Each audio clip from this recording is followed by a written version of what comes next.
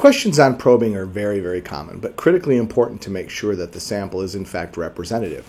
So the USDA will recommend that a multi-tier probe be used, and each of those probes have individual compartments or tiers within them.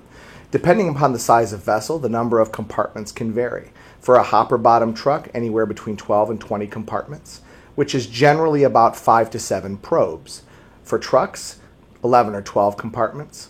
For boxcars, 12 compartments. For hopper cars, 20 compartments. And for barges and bay boats, 20 compartments. Following these recommendations by the USDA will ensure that you have a representative sample and that the results that you generate are in fact reliable.